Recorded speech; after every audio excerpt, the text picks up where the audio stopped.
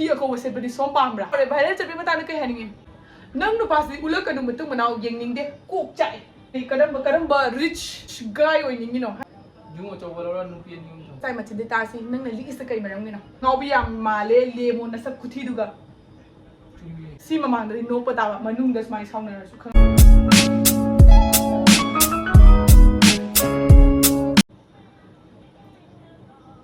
ꯁꯤꯗ ꯌꯦꯡꯉꯛꯑꯣ ꯑꯩ ꯀꯃꯦꯟ ꯄꯥꯒꯦ ꯀꯩꯗꯧꯔꯒꯦ ꯁꯦ ꯑꯩ ꯚꯤꯗꯤꯑꯣ ꯅꯝꯃꯤꯅꯦ ꯍꯥꯏꯔ ꯑꯩ ꯄꯤꯛ ꯀꯥꯗꯅꯅꯦ ꯚꯤꯗꯤꯑꯣ ꯂꯣꯏ ꯂꯪꯊꯣꯛꯑ ꯆꯠꯈꯤꯗꯨꯕꯩꯗꯤ Hello everyone, मैं अपना मेरी चैनल दा तराम नौचरी अदम याम नसीकी वीडियोस दी यामना इन्ना तपना ओइना वीडियो नमगे नहादगी हुई हा इन लाउना बसिंग दो पुना मग तोपचरगा नसीकी से ममांगी वीडियो का रिलेटेड ओइबा वीडियो ओइदोइनी ममांगी वीडियो दा मी यामना कमेंट तोरकपदा खरा मिसअंडरस्टैंडिंग ओइबा यावना रे अदम याम अखबानी ने ngasi क्लियर तोरके मार्क्स यावसे बे यादे बको अदुमपु अइना दुम याम दा नंगी अफबदो याम दा दुम share to talk se aidana aina mase puraga lakpani adum yam hauji ai uchar age myam da ke tawbasing do comment sing do myam su dum ubirangani ko ado comment sing do ai loina pathok charake aduga reaction ulake wow khani same ko idu to oy ai nga sai khalu de ne puri mo asina ta ko de khoban se yam sathina nungsine natra ngasi di set satong na resi chingthal oba na lei ne kai no ne kamani ngi chathayu ka kai wakhan ga ligena si mamang da no pata ba manung da smai sauna su khangabo se hello testing safety numitsuga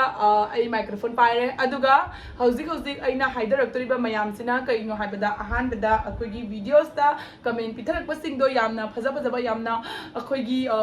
kaino tabada thamoi chakhai ga da thamoi pokhai ga da mitki pirang sintarak ka da mayam ma oikre aduna testing hauzik haurage aigi video says so let's get started horika ahan bada mobile throw adum yamna pambiragadi akhobani ki love story videos so ai puraga laksage how we meet kan adu su lakani aduga akhoi kamaina fall in love oi ki khot ki myama ado masi gi nupa su gai expect auranu ai mark se dum phamala gaina dum ngangake aduga myama onda nganghaning baleraga su commenter of ko paw commenter kada wi nungshi bako so ahan ba video sina ahan ba kanang paroi haro kaino aina su pawai ba aina su answer pi wai ba nang amma ni paro dana ai phata budo nang paro ai gi phata budo nang paro nang gi phata budo ai parada ayo di ma ang wala na sai phata budo na sana dum pao ba ai nang gi damok ta thagat tuini nate nang na jo da purana video ta ma ahan ba video siga ingon da har e yam cute oi kana no ai ro no ha kana no maming mention torokte bako nate ai ro nang nate nu ai su nang so ani ma hayrak bako yam cute oye ako bani so oram tare do tare thank you amta nang ge ki lo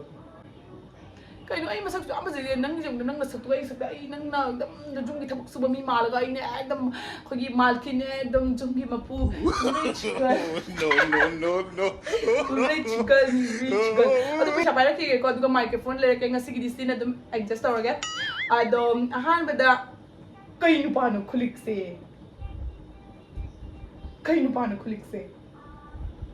ai mines to ta ai ne ha mines to ta ai ne adu ma se wangang ba yam haizade bako mana haizari sina akhoi future gi khalaga damak ta man liksa bani hai manage to batai hai ado management se mang ni bako aduna maram oiraga ma liksa bani ado mamang da mayam na ko akhoi mai tagi fi leibagi damak ta ngak pana chade ta singna ma ki har ado ai gi machin dagi na tabda akhoi sai machin de ta si nang na likisa kai maram ni na mines to ta ai ne kai मैंने सिने कई होइदो न future दा कई वखन कली नंग से उजी यु मचो बम लेगे न खाली दा गाड़ी चो बम लेगे खाली दा नत्रग नंग न जानो बिसे लारी थे हेग न खाली दा कई नम ता हारो आई से मतम म दा रिपोर्टर ओइ रक्तो ने बको अदु ने हुजिक तगे तम दबा यादे बको हारो सोम कई पामी हाय नो सोम के नो कई करम रिच गाय ओइ निंग नो हारो बी हारो पीएम को राजू मचो ꯍꯧꯖꯤꯛꯁꯦ ꯃꯥꯁꯦ ꯑꯩꯒꯤ ꯍꯁꯕꯦꯟ ꯅꯠꯇ꯭ꯔꯦꯕꯀꯣ ꯍꯧꯖꯤꯛ ꯃꯥꯁꯦ ꯑꯩꯒꯤ ꯀ꯭ꯂꯥꯏꯟ ꯑꯃꯅꯤ ꯀꯣ ꯑꯩꯅ ꯔꯤꯄꯣꯔꯇꯔ ꯅꯨꯄꯤ ꯑꯃꯅꯤ ꯑꯗꯣ ꯍꯥꯏꯔꯛꯑꯣ ꯁꯣꯝ ꯀꯩ ꯍꯥꯏꯕ ꯌꯨꯝ ꯑꯆꯧꯕ ꯂꯧꯔ ꯅꯨꯄꯤ ꯑꯅꯤ ꯑꯍꯨꯝ ꯊꯝꯕ ꯃꯌꯥꯝ ꯇꯥꯕꯤꯔꯦꯗꯅ ꯃꯥꯏ ꯃꯆꯤꯟꯗꯒꯤ ꯍꯧꯖꯤꯛꯃꯨꯛ ꯂꯥꯛꯑꯒꯦꯀꯣ ꯗ꯭ꯔꯦꯁ ꯂꯩꯕꯒꯤ ꯃꯥꯅ ꯍꯪꯉꯤ ꯈꯨꯍꯪꯁꯦ ꯑꯩ ꯅꯨꯄꯥꯒ ꯆꯞ ꯃꯥꯟꯅꯩ ꯚꯤꯗꯤꯑꯣ ꯌꯦꯡꯉꯛꯄꯗ ꯅꯣꯛꯅꯤꯡꯕꯅ ꯑꯩꯗꯤ ꯃꯑꯣꯡꯁꯦ ꯆꯞ ꯃꯥꯟꯅꯩꯌꯦ ꯅꯪꯁꯦ ꯑꯩꯒꯤ ꯁꯕꯁꯀ꯭ꯔꯥꯏꯕꯔ ꯑꯃꯒꯤ ꯑꯩꯒꯤ ꯐꯦꯟꯁ ꯑꯃꯒꯤ ꯍꯁꯕꯦꯟꯒ ꯆꯞ ꯃꯥꯟꯅꯩ ꯅꯪ ꯀꯩ ꯐꯣꯡꯅꯤꯡꯉꯤ ꯅꯨꯄꯥ ꯍꯥꯏꯁꯦ ꯂꯤꯛꯇꯣꯏꯅꯤ ꯀꯩꯅꯣ ꯈꯔꯗꯤ ꯂꯤꯛꯇ ꯌꯥꯕ ꯅꯪ ꯃꯇꯝ ꯆꯥꯗꯅ ꯚꯤꯗꯤꯑꯣ ꯀꯥꯞꯄꯤ ꯅꯣ ꯅꯪ ꯅꯠꯇꯦ ꯅꯪꯒꯤ ꯅꯨꯄꯤ ꯑꯩ ꯍꯧꯖꯤꯛ ꯉꯥꯛꯇꯪꯒꯤ ꯔꯤꯄꯣꯔꯇꯔꯅꯤ ꯍꯥꯏꯔꯣ ꯄꯥꯎꯋꯩ ꯔꯤꯄꯣꯔꯇꯔꯅꯤ ꯑꯩꯈꯣꯏ ꯄꯥꯕꯣꯁꯦ ꯃꯥꯒꯤꯗꯤ ꯃꯀꯨꯕꯣꯛꯅꯦꯕꯀꯣ ꯍꯥꯏꯔꯛꯑꯣ ꯀꯩꯅꯣ ꯀꯣꯏꯁꯟꯗꯣ ꯀꯥꯎꯕ ꯑꯁꯤꯕꯨ ꯀꯧꯏ ꯌꯥꯝꯅ ꯂꯥꯏꯔꯤꯛ ꯍꯩꯕ ꯔꯤꯆ ꯒꯥꯏ ꯐꯔꯦ ꯃꯇꯨꯡꯒꯤ ꯀꯃꯦꯟ ꯑꯃ ꯂꯥꯛꯑꯒꯦ ꯃꯇꯨꯡꯒꯤ ꯀꯃꯦꯟꯁꯤꯅ ꯂꯩꯊꯣꯛꯎ ꯅꯪꯒꯤꯁꯨ ꯌꯨꯇ꯭ꯌꯨꯕ ꯏꯟꯀꯝ ꯃꯌꯥꯝ ꯐꯪꯂꯤꯗꯨꯕꯨ ꯅꯪꯒꯤ ꯅꯨꯄꯥꯁꯤ ꯂꯤꯛꯑꯦ ꯀꯌꯥ ꯐꯪꯒꯦ ꯀꯌꯥꯝ ꯐꯪꯒꯦꯕ ꯐꯪꯕꯅ ꯊꯨꯠꯇ ꯂꯧꯕꯅ ꯑꯩꯈꯣꯏꯗꯒꯤ ꯂꯧꯔꯤ ꯑꯗꯨꯁꯤꯡꯁꯦ ꯌꯥꯝ ꯏꯟꯇꯔꯦꯁꯇꯤꯡ ꯑꯣꯏꯔꯛꯀꯅꯤ ꯃꯊꯪꯗ ꯑꯃꯨꯛ ꯍꯪꯖꯔꯛꯑꯒꯦ ꯌꯥꯝꯅ ꯀꯃꯦꯟꯇ ꯍꯥꯏꯔꯛꯑꯦ ꯀꯞꯄꯤꯅꯤꯅ ꯃꯣꯕꯥꯏꯜ ꯄꯥꯏꯔꯒ ꯀꯞꯄ꯭ꯔꯥ ꯍꯥꯏꯌꯦ ꯅꯪ ꯀꯩ ꯈꯨꯝꯅꯤꯡꯉꯤ ꯑꯗꯨꯒꯤ ꯚꯤꯗꯤꯑꯣꯗꯨꯒ ꯇꯧꯁꯟꯅꯩ ꯅꯪꯒꯤꯗꯣ ꯃꯣꯕꯥꯏꯜ ꯄꯥꯏꯔ ꯀꯅꯥ ꯀꯞꯅꯒꯦ ꯍꯥ ꯐꯥꯜꯇꯨ ꯍꯧꯖꯥꯅ ꯃꯇꯝ ꯆꯥꯗꯅ ꯚꯤꯗꯤꯑꯣ ꯀꯥꯞꯅꯦ ꯑꯣꯂꯥꯡꯕꯗꯨꯒ ꯊꯕꯛ ꯁꯨꯅ ꯋꯥꯅ ꯂꯥꯛꯑꯒ ꯑꯗꯨꯝ ꯌꯥꯝ ꯃꯥꯒꯤ ꯀꯃꯦꯟꯁꯦ ꯇꯥꯖꯔꯦ ꯑꯩ ꯃꯥꯒꯤ ꯉꯁꯤꯗꯤ ꯈꯟꯅꯕ ꯖꯥꯕ ꯅꯨꯃꯤꯠ ꯅꯠꯇꯦ ꯑꯗꯨꯅ ꯑꯩ ꯍꯧꯖꯤꯛ ꯈꯨꯠ ꯎꯠꯁꯜꯂꯒ ꯇꯥꯁꯟꯖꯒꯦꯀꯣ ꯃꯥꯁꯦ ꯃꯥꯒꯤ ꯅꯨꯄꯤꯗ ꯉꯥꯡꯅꯩ ꯉꯁꯤꯒꯤ ꯔꯤꯄꯣꯔꯇꯔꯅꯤ ꯑꯗꯨꯅ ꯃꯈꯥ ꯇꯥꯕ ꯀꯣꯏꯁꯟ ꯂꯥꯛꯑꯒꯦ ꯅꯪ ꯅꯨꯄꯥꯁꯤ ꯎꯠꯂꯛꯀꯅꯨ ꯃꯇꯨꯡ ꯃꯅꯥꯎ ꯌꯦꯡꯅꯤꯡꯗꯦ ꯀꯣꯛ ꯆꯥꯛꯑꯦ ꯍꯨꯔꯥꯟꯅ ꯀꯞꯄꯛꯀꯅꯨ ꯑꯗꯨꯝ ꯌꯥꯝꯅ ꯀꯃꯦꯟ ꯑꯃꯈꯛꯁꯨ ꯎꯔꯝꯃꯦꯕꯀꯣ ꯅꯍꯥꯟ ꯑꯩꯅ ꯍꯥꯏꯈꯤꯕ ꯃꯇꯝꯗ ꯁꯨꯃꯥꯏꯅ ꯍꯥꯏꯌꯦꯕꯀꯣ ꯑꯥꯔꯃꯤ ꯑꯣꯏꯕꯁꯤꯡꯁꯦ ꯂꯣꯏꯅ ꯃꯀꯣꯛ ꯑꯃꯃꯝꯗꯤ ꯂꯣꯏ ꯆꯥꯛꯄꯅꯦꯅ ꯑꯁꯤꯒꯤ ꯀꯣꯏꯁꯟꯁꯦ ꯆꯨꯝꯕ꯭ꯔꯥ ꯆꯨꯝꯗꯕ꯭ꯔꯥ ꯀꯃꯦꯟ ꯊꯤ ꯐꯪꯗ꯭ꯔꯦ ꯅꯤꯡꯁꯤꯡꯕꯅ ꯑꯩꯅ ꯃꯉꯣꯟꯗ ꯍꯪꯕꯅꯤ ꯍꯥꯏꯔꯛꯑꯣ आर्मी होइबा नुपासिंग लोइना मकोक चाइ हाइ सि चाकप्रा चुम्ब्रा चुम्दब्रा कना मकोक चाकेने नोइसे सजा फमनबगी मकोक अमदि कैनो स्क्रूप अमदि कैनो नांधु इ हाइबा अदु चुम्ब्रा चुम्दब्रा अमता खुमो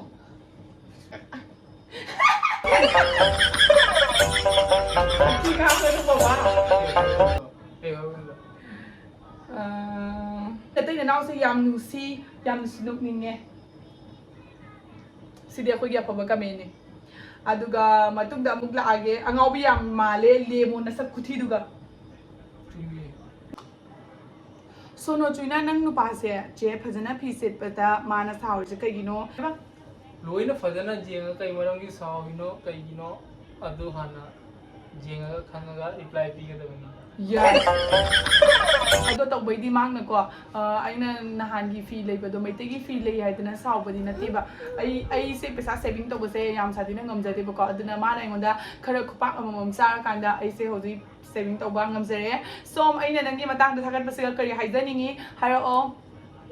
नंग नाइ वाइ चाय लगा नंग कई मरंदनो वाइजे वायरल चैनल लगा मयाम आई याम नोकनिंगे अखोइनिगी वायरल वीडियो दो येंगदब तारगदि आई डिस्क्रिप्शन द लिंक हापंगे आई हंग काउरे वायरल चबे मताना कई हानिंगे नंग थमोइदा कपनिंगब्रा नत्रग माव पोप्रा करम मतांग द करम एक्सप्रेशन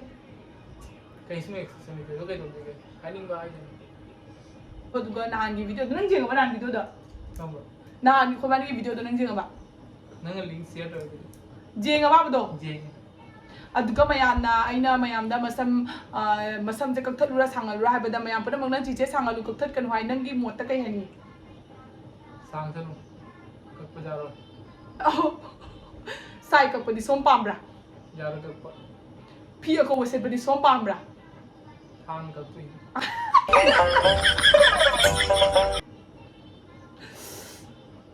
आइगा मैचिंग तोबदि पामब्रा पामदे सोमना कइगिनो तोबिरमिसे ओइ पाठी दो सचा याम तवे फी मचा अमा लेबगी कइगिनो अदुमाइ तौदिदुबु नंगी नचादो पोइबा नुपीनी नुपीदो रिस्पेक्ट खर तवो नुपीदा रिस्पेक्ट खर तवो नो कनु नया हिगत कनु तविस्ती कदी चल भी रेस्पेक्ट तो ओ मा हाइसे मचा नुपीदा रिस्पेक्ट तवे एंगोंदा तौदे हाबा सोम कइ हाइनिंगी सि मतांदा कमेंट मु तौथरो आई वंडा वठी एम तोले याम नुसिए ꯅꯪ ꯅꯨꯡꯁꯤꯕ꯭ꯔꯥ ꯑꯩꯉꯣꯟꯗ ꯕ ꯀꯃꯦꯟꯁꯤꯒ ꯁꯤ ꯍꯥꯏꯖꯕꯗꯤꯀꯣ ꯃꯌꯥꯝꯅ ꯅꯨꯄꯥꯁꯤꯗ ꯄꯪꯇꯥꯏ ꯍꯦꯛ ꯇꯥꯏꯅꯕꯤꯔꯦ ꯇꯁꯦꯡꯅ ꯅꯨꯄꯤꯁꯤꯅꯅꯤꯀꯣ ꯅꯨꯄꯥꯁꯤ ꯑꯣꯠꯄꯤꯔꯤꯁꯦ ꯃꯤꯅ ꯍꯪꯉꯦ ꯁꯨꯈꯨꯝ ꯈꯨꯝꯕꯤꯗꯦ ꯚꯤꯗꯤꯑꯣꯁꯨ ꯍꯥꯟꯅꯗꯒꯤ ꯈꯔ ꯄꯥꯝꯗꯕ ꯅꯨꯄꯥꯅꯤ ꯋꯦꯜ ꯑꯗꯨꯝ ꯃꯣꯇꯥ ꯅꯣꯏ ꯁꯥꯏ ꯐꯠꯇꯕ ꯃꯤ ꯅꯠꯇꯦ ꯑꯗꯨꯝ ꯈꯪꯉꯤ ꯂꯥꯁ ꯄꯥꯔꯠꯇ ꯃꯥꯅ ꯇꯧꯔꯤꯕꯁꯤꯗ ꯑꯗꯨꯅ ꯅꯪꯁꯨ ꯃꯥꯕꯨ ꯃꯤꯅ ꯂꯥꯟꯅ ꯈꯪꯒꯗꯧꯕ ꯀꯟꯇꯦꯟꯗꯤ ꯁꯦꯝꯒꯅꯨ ꯅꯨꯡꯉꯥꯏ ꯌꯥꯏꯐꯕꯇ ꯌꯥꯏꯐꯅ ꯂꯩꯃꯤꯟꯅꯧ ꯅꯪ ꯀꯔꯤ ꯍꯥꯏꯅꯤꯡꯉꯤ ꯃꯌꯥꯝ ꯆꯨꯝꯃꯤꯕ ꯃꯥ ꯍꯥꯏ ꯆꯦꯒ ꯏꯕꯥꯏꯒꯁꯦ ꯁꯨꯃꯥꯡ ꯂꯤꯂꯥ ꯇꯥꯔꯦ ꯐꯅꯤꯁꯨ ꯌꯥꯝ ꯑꯣꯏ ꯍꯥꯏꯕ ꯑꯩ ꯃꯥꯏꯀꯩꯗꯒꯤ ꯆꯤꯆꯦꯒꯤ ꯆꯦꯅꯦꯜꯕꯨ ꯁꯞꯄꯣꯔꯠ ꯇꯧꯔꯤ ꯀꯩ ꯍꯥꯏꯕꯅꯣ ꯇꯥꯏ ꯑꯩ ꯀꯔꯤꯝ ꯌꯥꯎꯗꯦ ꯑꯃꯅꯤ ꯑꯁꯤ ꯅꯠꯇꯕꯗ ꯑꯩꯈꯣꯏ ꯕꯥꯅꯤꯒꯤ ꯑꯣꯏꯕ ꯃꯔꯝꯗ ꯑꯩ ꯈꯤꯇꯪ ꯍꯪꯖꯒꯦ ꯃꯉꯣꯟꯗ ꯍꯥꯏꯕꯗꯤ ꯁꯤꯒꯨꯝꯕ ꯀꯃꯦꯟꯁꯤꯗꯤ ꯑꯗꯨꯝ ꯑꯩ ꯃꯃꯥꯡꯗ ꯄꯤꯈꯤꯕꯗꯨꯒ ꯑꯗꯨꯝ ꯔꯤꯂꯦꯇꯦഡ് ꯑꯣꯏꯅ ꯑꯗꯨꯝ ꯃꯥꯟꯅꯔꯛꯀꯅꯤꯕꯀꯣ ꯑꯗꯨꯅ ꯍꯟꯗꯛꯀꯤ ꯃꯇꯥꯡꯁꯤꯒ ꯑꯩꯅ ꯃꯌꯥꯝꯗ ꯍꯪꯗꯣꯏꯁꯤꯅ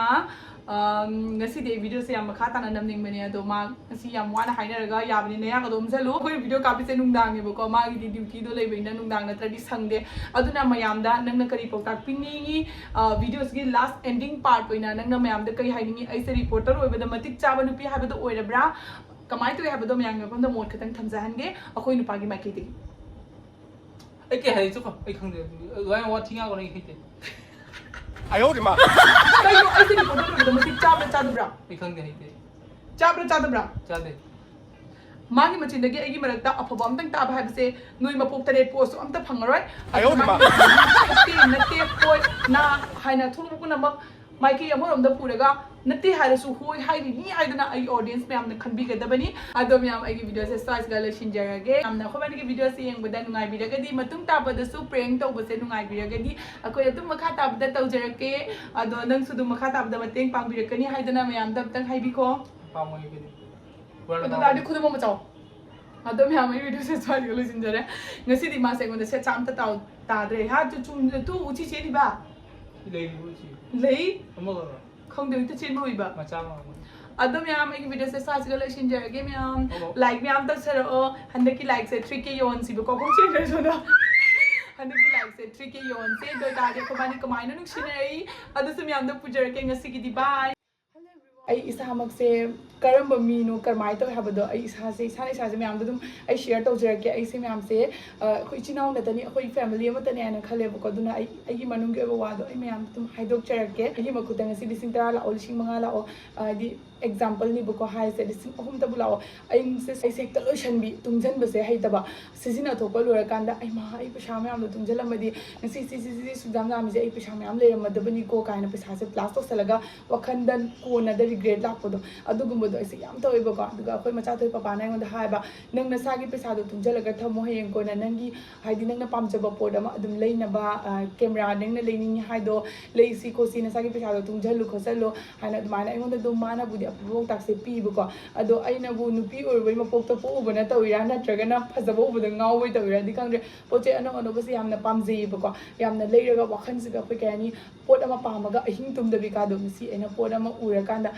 ꯑꯩꯒꯤ ꯄꯣꯠꯇꯣ ꯑꯩ ꯂꯩꯔꯝꯃꯗꯤ ꯑꯩꯅ ꯁꯦꯠꯂꯀꯥꯟꯗ ꯐꯖꯅꯤ ꯀꯥꯏꯅ ꯋꯥꯈꯟꯗꯣ ꯑꯗꯨꯝ ꯑꯗꯨꯒ ꯍꯟꯖꯟ ꯍꯟꯖꯟ ꯈꯜꯂꯒ ꯑꯩꯒꯤ ꯋꯥꯈꯟꯁꯦ ꯃꯥꯏꯟꯁꯦ ꯑꯗꯨꯝ ꯑꯗꯨꯒꯨꯝꯕꯗ ꯎꯪꯅ ꯂꯩꯕꯗꯣ ꯑꯗꯨ ꯇꯧꯋꯦꯕꯀꯣ ꯑꯗꯨꯒ ꯈꯨꯄꯥꯛ ꯑꯃ ꯆꯥꯔꯒ ꯑꯗꯨꯝ ꯒ꯭ꯌꯥꯟ ꯇꯥꯕꯗꯣ ꯑꯗꯨꯒꯨꯝꯕꯗꯣ ꯑꯩꯁꯦ ꯑꯣꯏꯌꯦꯕꯀꯣ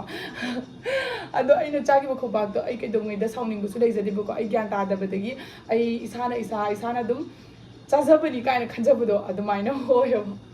ꯑꯩ ꯏꯁꯥꯁꯦ ꯍꯥꯏꯗꯣꯛꯄꯗꯗꯤ ꯌꯥꯝ ꯁꯥꯊꯤꯅ ꯏꯀꯥꯏꯖꯕ ꯐꯥꯎꯔꯦ ꯑꯗꯨꯃꯛꯄꯨ ꯑꯩꯅ ꯑꯗꯨꯝ ꯃꯌꯥꯝꯗ ꯁꯤꯌꯔ ꯇꯧꯖꯔꯛꯄꯅꯤꯅ ꯑꯩꯒꯤ ꯄꯩꯁꯥꯅ ꯉꯁꯤꯁꯤꯐꯥꯎ ꯃꯥꯒꯤ ꯄꯣꯠ ꯑꯃ ꯂꯩꯅ ꯈꯣꯠꯅ ꯃꯥ ꯋꯦꯁ ꯇꯧꯊꯣꯛꯆꯗꯦ ꯑꯩꯒꯤ ꯄꯩꯁꯥꯗꯣ ꯇꯨꯡꯖꯜꯂꯨ ꯅꯁꯥꯅ ꯅꯁꯥꯒꯤ ꯄꯣꯠ ꯑꯃ ꯂꯩꯖꯕ ꯉꯝꯅꯕ ꯍꯣꯠꯅꯖꯧ ꯍꯥꯏꯅ ꯑꯗꯨꯃꯥꯏꯅ ꯑꯩꯉꯣꯟꯗ ꯇꯥꯛꯄꯤꯕ ꯑꯗꯨꯒ ꯑꯩꯅ ꯇꯟꯖꯥꯁꯤ ꯌꯥꯝ ꯆꯥꯔꯦ ꯍꯥꯏꯅ ꯃꯇꯥꯡꯗ ꯀꯔꯤꯝ ꯑꯦꯛꯁꯄ꯭ꯂꯦꯅꯦꯁꯟ ꯇꯧꯍꯧꯗꯕꯤꯗ ꯑꯩꯅ ꯚꯤꯗꯤꯑꯣꯗꯣ ꯅꯝꯈꯤꯕꯅꯤ ꯑꯗꯨꯒ ꯃꯌꯥꯝꯅ ꯑꯗꯨꯝ ꯐꯠꯇꯅ ꯎꯕꯤꯕ ꯃꯥꯜꯂꯦꯕꯀꯣ ꯗꯗꯥꯁꯦ ꯐꯤ ꯑꯃꯇꯪ ꯂꯩꯕꯩꯗꯃꯛꯇ ꯌꯥꯝ ꯁꯥꯎꯋꯦ ꯈꯣꯠꯂꯦꯅ ꯇꯁꯦꯡꯅꯕꯒꯤꯗꯤ ꯑꯩ ꯃꯃꯥꯡꯗꯁꯨ ꯑꯗꯨꯝ ꯄꯣꯠ ꯆꯩ ꯑꯣꯔꯗꯔ ꯇꯧꯋꯦ ꯑꯗꯨꯒ ꯑꯗꯨꯒꯤ ꯅꯨꯃꯤꯠꯇꯨꯇꯪ ꯚꯤꯗꯤꯑꯣ ꯅꯝꯕꯅꯤꯅ ꯃꯌꯥꯝꯗꯣ ꯃꯅꯨꯡꯒꯤ ꯆꯦꯟꯗꯣ ꯈꯪꯗꯕꯩ ꯋꯥꯅꯤꯕꯀꯣ ꯑꯗꯨꯒꯤ ꯅꯨꯃꯤꯠꯇꯨꯒ ꯑꯩꯅ ꯐꯤꯁꯦ ꯂꯥꯛꯄ ꯃꯇꯝꯗ ꯑꯩꯅ ꯑꯗꯨꯝ ꯃꯇꯥ ꯑꯃ ꯆꯥꯔꯦ ꯍꯥꯏꯅ ꯚꯤꯗꯤꯑꯣꯗꯨꯒ ꯑꯗꯨꯝ ꯇꯧꯕꯅꯦ ꯑꯗꯨꯒ ꯃꯥꯅ ꯑꯩꯉꯣꯟꯗ ꯐꯨꯔꯁꯨ ꯑꯩꯅ ꯅꯣꯛꯄꯒꯤ ꯃꯔꯝꯗꯣ ꯑꯗꯨꯅꯦꯕꯀꯣ ꯑꯩꯈꯣꯏꯒꯤ ꯔꯤꯂꯦꯁꯟꯗꯣꯀꯣ ꯑꯗꯨꯒꯨꯝꯕ ꯐꯠꯇꯕ ꯀꯔꯤ ꯀꯔꯥ ꯑꯃꯠꯇ ꯂꯩꯖꯗꯦ ꯇꯁꯦꯡꯅ ꯍꯥꯏꯔꯒꯗꯤ ꯃꯥꯅ ꯑꯩꯉꯣꯟꯗꯁꯨ ꯌꯥꯝꯅ ꯅꯨꯡꯁꯤꯌꯦꯕ ꯎꯕꯤꯕꯗꯣ ꯎꯕꯤꯒꯅꯨꯕꯀꯣ ꯑꯩ ꯇꯁꯦꯡꯅꯃꯛꯀꯤꯗꯤ ꯑꯩꯗꯤ ꯀꯩꯁꯨꯝ ꯈꯟꯗꯦ ꯑꯩꯈꯣꯏ ꯑꯁꯣꯏꯅ ꯅꯪ ꯉꯁꯤ ꯗꯨꯗ ꯀꯥꯏꯅ ꯇꯧꯖꯕꯗꯣ ꯅꯠꯆꯗꯦꯕꯀꯣ ꯃꯥ ꯀꯃꯦꯟ ꯄꯥꯔꯒ ꯋꯥꯈꯜ ꯌꯥꯝ ꯁꯥꯊꯤꯅ ꯅꯨꯡꯉꯥꯏꯇ꯭ꯔꯦ ꯑꯗꯨꯅꯤ ꯃꯌꯥꯝ ꯑꯩꯅ ꯍꯥꯏꯅꯤꯡꯕꯕꯨ ꯁꯤ ꯈꯛꯇꯅꯤ